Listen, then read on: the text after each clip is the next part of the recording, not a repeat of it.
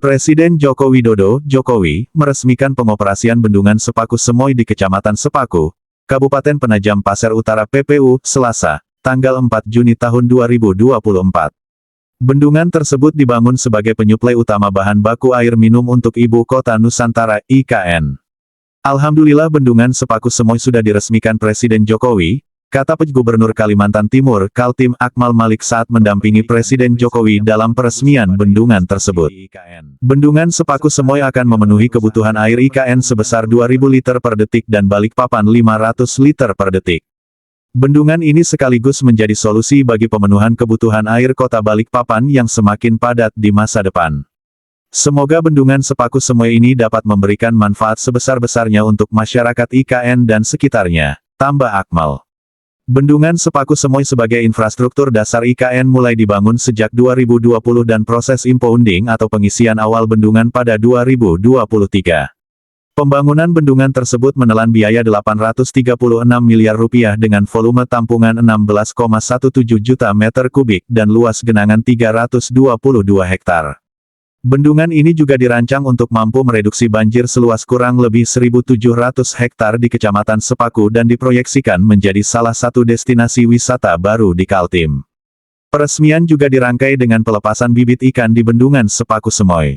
Saat peresmian, Presiden Joko Widodo didampingi Menko PMK Muhadjir Effendi, Menteri PUPR Basuki Hadimuljono yang juga selaku PIT Kepala Otorita IKN, Menteri Investasi Bahlil Lahadalia, Panglima TNI Jenderal Agus Subianto, Wakil Menteri ATR BPN Raja Juli Antoni, PIT Wakil Kepala OIKN, Pj Gubernur Kaltim Akmal Malik dan Pj Bupati PPU Makmur Marbun, serta jajaran Kementerian PUPR, tokoh masyarakat, tokoh adat, tokoh agama dan pelajar SD dan SMP PPU.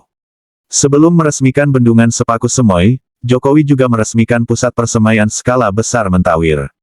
Ini bukti kuat komitmen pemerintah Indonesia terhadap perubahan iklim global dan mewujudkan ekonomi hijau, tegasnya. Jokowi mengatakan pemerintah mencanangkan program menanam 1 juta pohon. Tetapi belum ada produsen yang mampu memproduksi bibit pohon dalam jumlah sangat besar. Apalagi, pemerintah terus mendorong upaya rehabilitasi dan restorasi hutan, serta reklamasi lahan-lahan bekas tambang yang tersebar di berbagai daerah. Itu semua bisa dilakukan kalau kita punya persemaian, bebernya. Di persemaian Mentawir selain dikembangkan tanaman cepat tumbuh juga pohon buah-buahan dan tanaman endemik seperti meranti, kapur, ulin, bengkirai dan sejenisnya. Juga tanaman yang sudah tidak ada lagi, tapi di persemaian Mentawir ada bibitnya, seperti sungkai, ucapnya.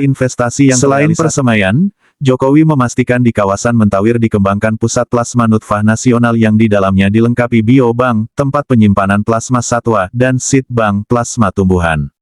Jadi kalau saat ini sudah sulit bahkan tidak ada lagi tumbuhan juga satwa kita temukan, maka di pusat plasma nutfah ini ada dan kita kembangkan, urainya. Sementara Menteri Lingkungan Hidup dan Kehutanan LHK Siti Nurbaya menjelaskan persemaian Mentawir untuk pemenuhan penyediaan bibit-bibit berkualitas mencukupi program rehabilitasi hutan dan lahan RHL dengan dampak fungsi ekologis, ekonomi dan sosial. Persemaian ini menjadi pendukung inti bagi upaya mewujudkan Ibu Kota Nusantara sebagai Smart Forest City, ujarnya. Kompleks Pusat Persemaian Mentawir mencakup total area 120 hektar dengan 30 hektar digunakan sebagai pusat produksi bibit dan sekitar 90 hektar dipersiapkan untuk pusat plasma nutfah nasional.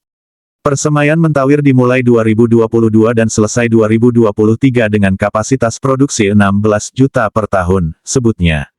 Pj Gubernur Kaltim Akmal Malik menyambut baik diresmikannya Pusat Persemaian Skala Besar Mentawir, terutama untuk mendukung upaya rehabilitasi hutan dan restorasi lahan eks tambang. Ini luar biasa, sesuai keinginan Bapak Presiden untuk rehabilitasi lahan-lahan eks tambang dan bibitnya diambil dari persemaian ini, kata Akmal.